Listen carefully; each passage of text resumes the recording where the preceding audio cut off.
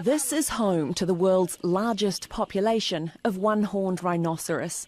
But the heavyweights are in danger after weeks of monsoon rains in the remote state of Assam in northeast India. There's only 3,500 of them left on the planet, and the one-horned species is listed as vulnerable. 17 of them died in monsoon floods last year, and with such a small population, every rhino counts. Aid agencies say the situation's critical in Assam. Hundreds of villages are underwater, destroying crops and livelihoods. The government stepped up its rescue operation, setting up dozens of relief camps. But people here say it's too little, too late. The relentless rains have triggered almost daily landslides, blocking roads and damaging bridges. Some rivers have burst their banks and others are in danger of overflowing. And there's the risk of disease. Pumps have been contaminated and stagnant water can lead to diarrhea, malaria and dengue fever.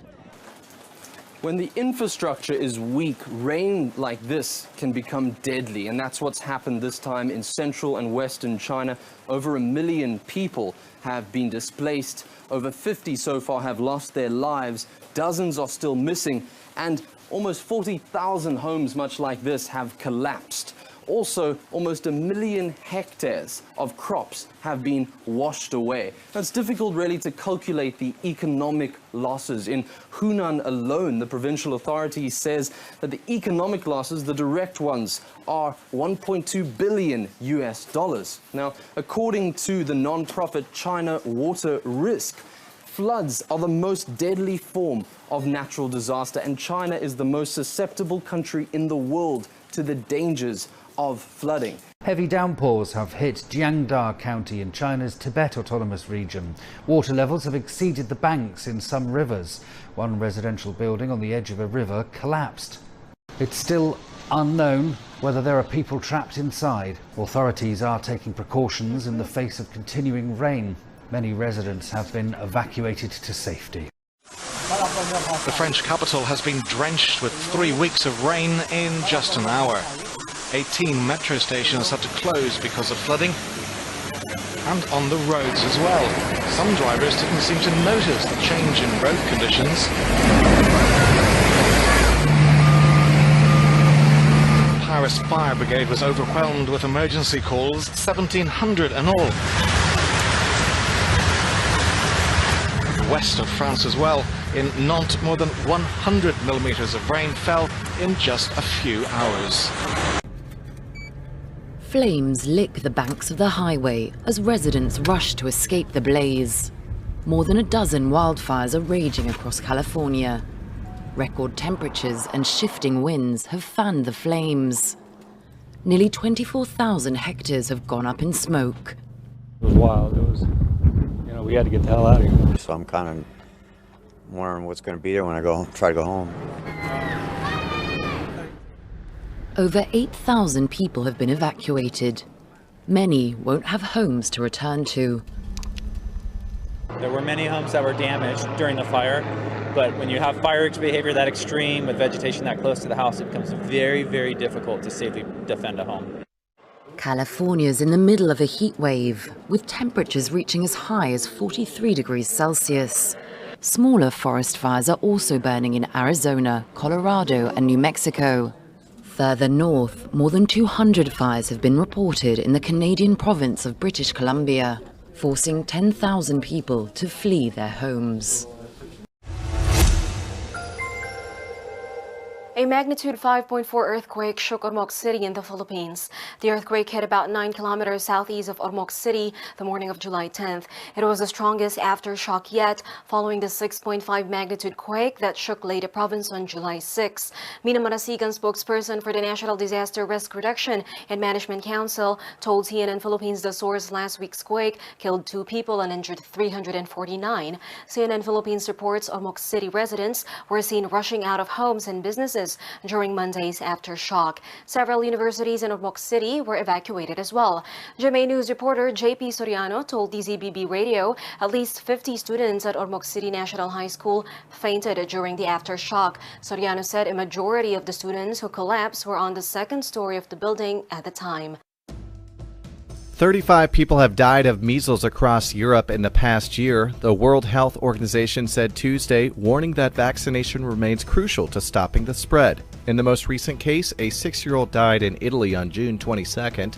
The boy's doctor confirmed that he had not been vaccinated against measles and died of the disease. Another measles death and over 3,300 cases have been reported in Italy alone since June 2016. Measles is a highly infectious disease transmitted through a virus. It's a grim milestone, but the cholera outbreak in Yemen has now infected more than 300,000 people. The International Committee of the Red Cross used social media to remind the world of the disaster in which 1,600 people have died. In late June, the World Health Organization declared the epidemic in the war-torn nation the worst cholera outbreak in the world. Over half of the cases are children. The war has been a breeding ground for the disease, which spreads by feces getting into food or water and thrives in places of poor sanitation.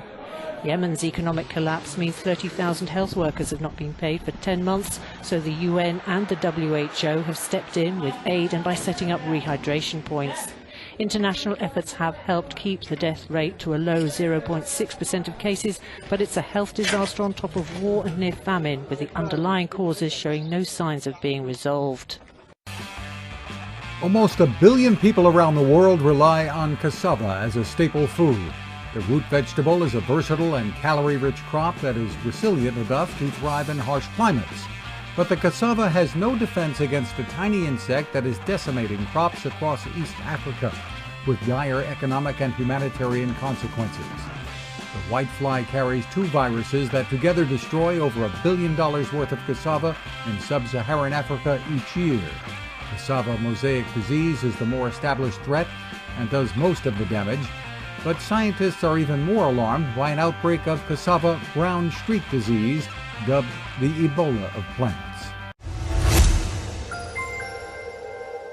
India's rivers will not be granted the same legal status as human beings. The country's Supreme Court ruled July 7th that the Ganges and Yamuna rivers are not living entities.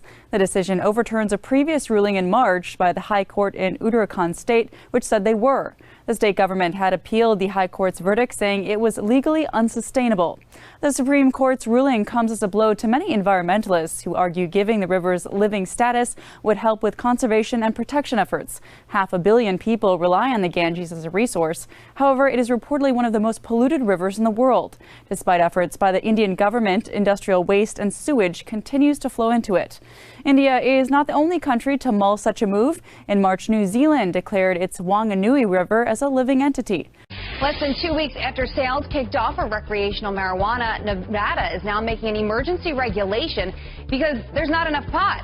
Stores in Nevada running out due to unanticipated demand. The regulation will allow more dispensaries to become licensed distributors, including liquor wholesalers.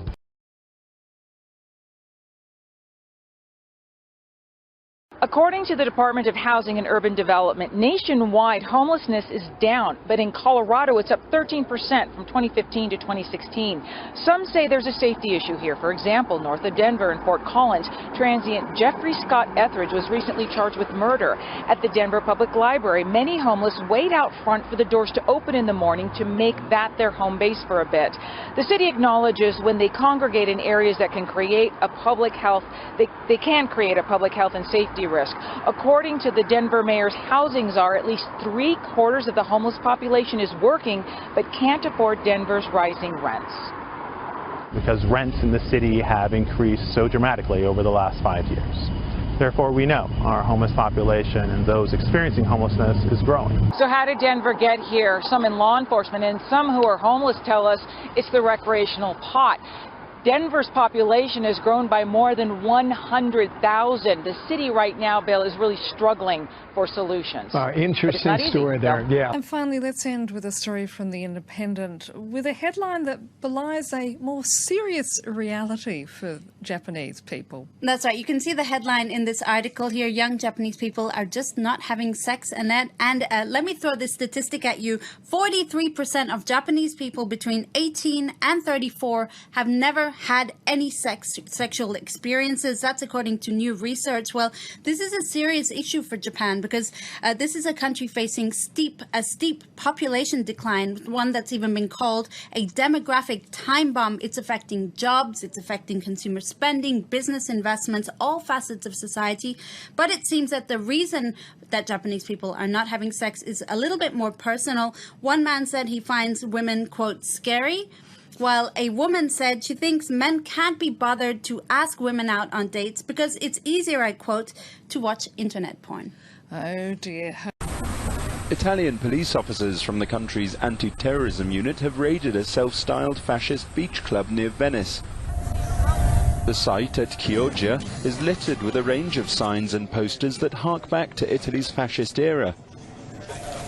One sign reads, "Anti-democratic regime-run zone, don't break our balls," while this one says, "No entry, gas chamber." He's not at home, he's in a public place, which has rules, the rules of the anti-fascist constitution. He must respect them if he wants to keep his beach club. However, manager Gianni Scarpa appeared unfazed. "I will continue my order, discipline and cleanliness. I am neither left nor right, nor am I afraid of Italian law." Venice prefect Carlo Boffi on Monday signed an order for the establishment to immediately remove all references to fascism on signs, posters and banners. Scarpa was also ordered to avoid the further release of anti-democracy messages. Belgium's ban on the full-face niqab in public doesn't violate any rules. That's according to a decision by the European Court of Human Rights. The ruling comes after 2 Muslim women tried to get the move legally overturned. Here's Charlotte Dubensky. Well, this case was brought by 2 women, a Belgian national and a Moroccan, who said that it was their choice to wear the niqab. This is the veil covering which covers everything but their eyes, and that because of that, this ban had actually infringed their freedoms, and they said that the law was discriminatory. But the European Court of Human Rights disagreed, saying that however controversial the ban was, it was necessary in a democratic society, and it said it was necessary to guarantee the cohesiveness of living together. Several other countries have already instituted a ban on a full veil covering in the public areas, so that's schools, hospitals, government buildings, such as in France in 2011, where women who go out and wear a full veil covering, whether they are French nationals or tourists, facing a fine, while those who force women to wear a full veil covering could face a fine of up to €30,000 and time in jail. In the Netherlands, MPs have already backed the idea of this, yet it's not become law. But European countries are not the only ones that have instituted a ban or are considering it. The African country of Chad, which is a Muslim majority country, actually instituted a ban on the full face covering back in 2015, and that was following 2 suicide attacks in the country, and they said it was necessary to prevent terrorism in future. Halima Aden, a Somali-American IMG model, is a featured model in American Eagle's Fall I Can campaign. Her photographs show her in New York modeling clothes happily with her other model friends. Aden praised American Eagle for letting her be a part of their campaign. She wrote on her Instagram, "Thank you, American Eagle, for encouraging young Americans to follow their passions, express their individuality, and pursue their unique paths. Hashtag I Can movement." The Armed Forces of the Philippines opposes the idea of a mandatory ID for Muslims. The idea was discussed by Central Luzon Police during a meeting in early July at the Provincial Capitol building. Central Luzon Police suggested the special ID to allow authorities to help discover, quote, undesirable individuals and terrorists. During a press briefing at Malacanang on July 10th, AFP spokesman Brigadier General Restituto Padilla said the idea of issuing special IDs for just one sector of society was, quote, discriminatory. Padilla said, quote, our proposal is when we start checking identification of individuals, it should not be aimed at certain sectors of our society, but it must be applicable to everyone. The Philippine Star reported Padilla emphasized the Marawi crisis was not a religious war and not all Muslims support Maute terrorists. Well, Spain has seen a sharp rise in migrants arriving from Africa this year. Between January and June, up to 6,500 landed in the country, compared with 8,000 arrivals in 2016. Now, for a brief moment here on the programme, we're going to have a look at what route the migrants are travelling from Africa. Well, the way from Morocco to Spain across the Mediterranean has become the second most popular. It's believed that the Morocco-Spain route is viewed as safer by migrants than going through Libya to Italy.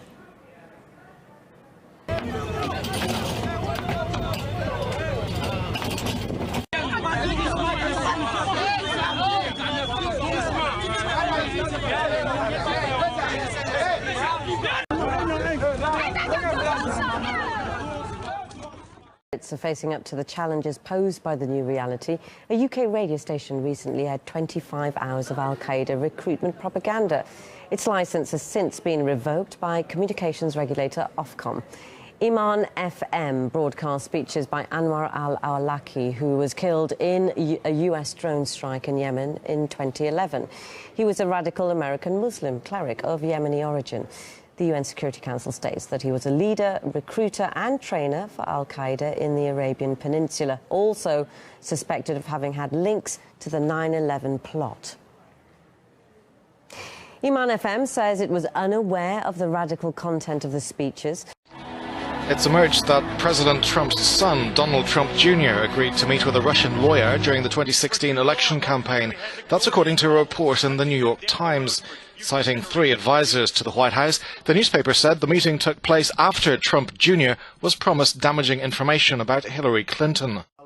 The Times also reported President Trump's son-in-law, Jared Kushner, and his campaign manager, Paul Manafort, also attended the meeting at Trump Tower 2 weeks after Trump won the Republican nomination.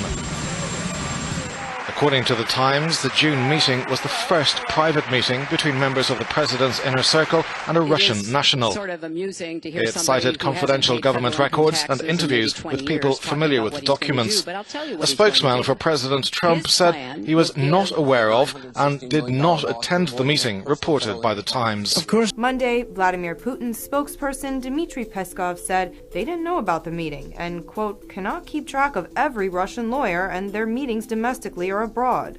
A lot of attention on this meeting in the wake of alleged findings that Russia hacked the 2016 presidential election and President Donald Trump's recent meeting with Putin. Trump's son added a bit of sarcasm to the mix, tweeting, "Obviously, I'm the first person on a campaign to ever take a meeting to hear info about an opponent. Went nowhere, but had to listen." I have a quick statement that I'll read from the president.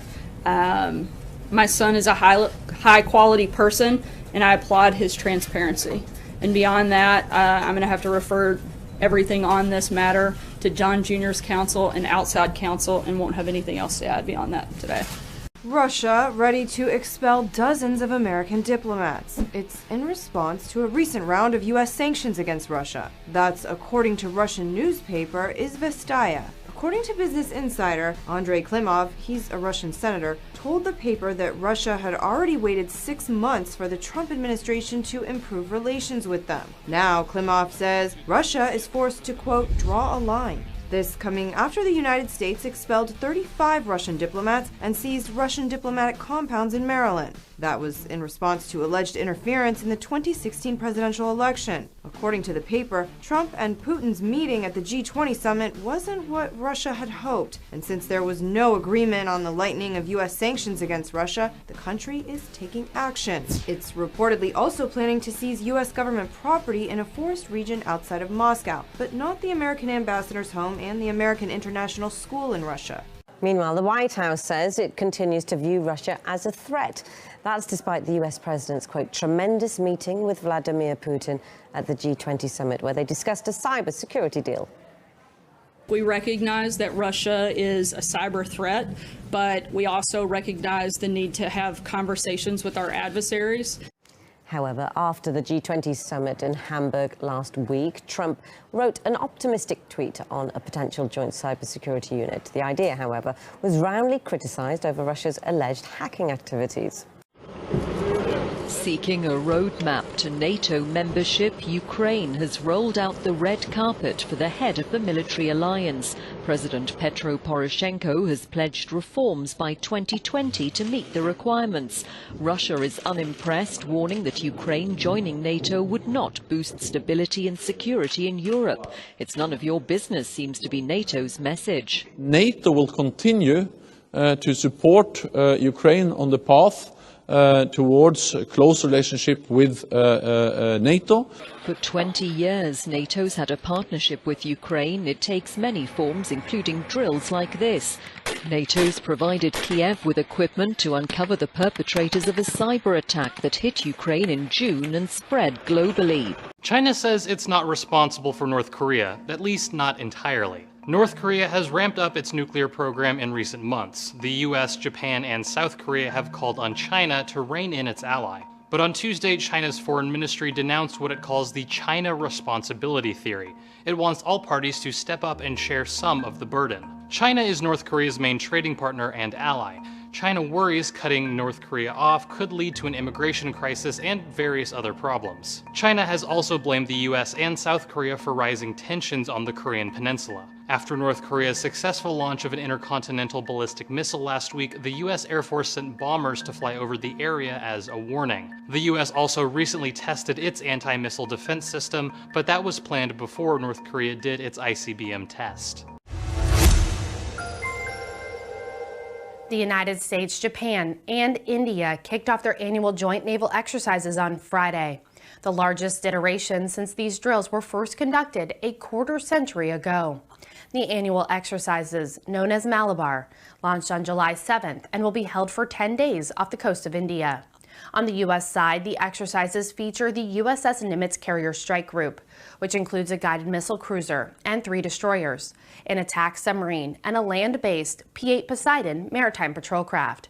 India's lone carrier, Vikramaditya, and Japan's biggest warship, the helicopter carrier Izumo, will also participate. The 3 navies will conduct joint surface and air warfare and high-value target defense drills. The U.S. Navy said that these drills will help the 3 countries better tackle maritime threats in the Asia-Pacific region against the rising weight of China. Syrian monitoring group says it has credible information that the leader of Daesh has died. The Syrian Observatory for Human Rights says commanders of Daesh have confirmed Abu Bakr al-Baghdadi died in eastern Deir ez-Zor province in Syria near the Iraqi border.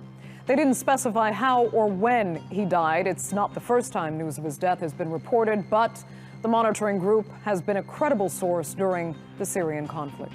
The Pentagon says it cannot corroborate this latest claim. A city in ruins. Mountains of rubble are all that remains of West Mosul. Rebuilding will take many years and hundreds of millions of dollars. For the residents who lived under the Islamic State group, there's also psychological trauma to overcome. We see people with nothing, highly traumatized. Living under ISIS has not been easy. The level of violence have been going through.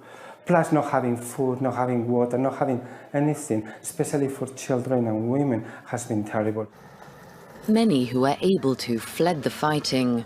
Nearly half of the city were forced from their homes. Now the battle's over, Mosul has to overcome a humanitarian crisis. 700,000 people remain displaced. It could be months before they're able to return. In some neighborhoods, 70% of buildings have been destroyed. If we don't want ISIS to come back, we have to close the gap. And we close the gap providing education, providing the minimum service, providing job, good governance for the people. If we don't do that, ISIS will come back. Nearly 30 aid organizations working in Iraq have issued a joint call, asking for international support to rebuild the city. The effort's expected to cost around $1 billion. Terror arrest here in the United States. A highly decorated U.S. soldier has been charged with trying to provide material support to ISIS. He's believed to be the first active duty service member to face these kinds of charges. Our senior justice correspondent Pierre Thomas is tracking the case. Good morning, Pierre. George, good morning. The FBI says they arrested Ikaika Kang, a decorated soldier once honored for combating terrorism, after becoming increasingly concerned that he would turn to violence in the name of ISIS. Kang is a veteran of Afghanistan and an active U.S. Army surgeon. sergeant, and an expert marksman. According to the FBI, King was arrested Saturday shortly after telling an undercover agent posing as an ISIS radical that he wanted to take his rifle, his magazines, and kill a bunch of people, George. And Pierre, any sense of how he became radicalized? George, prosecutors suggested that he was radicalized online. They say the FBI found 146 videos and 671 graphic files that reference ISIS and violence on his laptop.